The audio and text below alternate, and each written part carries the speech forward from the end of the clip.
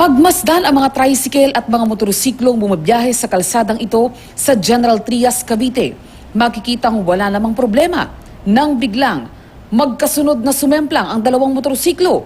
Sa isa pang kuha ng CCTV, may isa pang motorsiklong sumemplang din sa kaparehong lugar. Ayon sa uploader, mga natunaw na kandila dahil sa prosesyon ang dahilan kung bakit madulas ang kalsada. Maayos naman ang lagay ng mga nadisgrasyang rider. Ito naman ang kuha ng CCTV sa bahagi ng Barangay Pilar Village sa Las Piñas. Makikita ang pamilyang tumatawid sa pedestrian lane.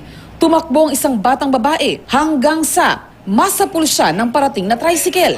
Napadapa ang bata. Agad naman siyang binuhat at inilalaya ng kasama niyang lalaki. Tumigil naman ang driver ng tricycle para alamin ang kalagayan ng bata. Sa Nueva Ecija naman, makikita sa kuha ng dashcam ang maayos sa takbo ng mga sasakyan nang biglang isang pampasaherong bus na nag-counterflow ang sumalubong sa sasakyang may dashcam. Agad nakadiko ang driver ng sasakyan. Bahagya namang binagala ng driver ng bus ang kanyang andar pero nagpatuloy lang ulit sa pagtakbo. Wala namang nasaktan sa insidente. Tingnan naman ang motorsiklong ito habang binabagtas ang kalsada sa barangay Banabais, Batangas City. Napakabig sa kaliwang bahagi ang rider. Maya-maya, isang humaharurot na SUV ang dumating at nasagi ang rider. Wala namang nasaktan sa pangyayari. Nagkasundo na rin ang dalawang panig.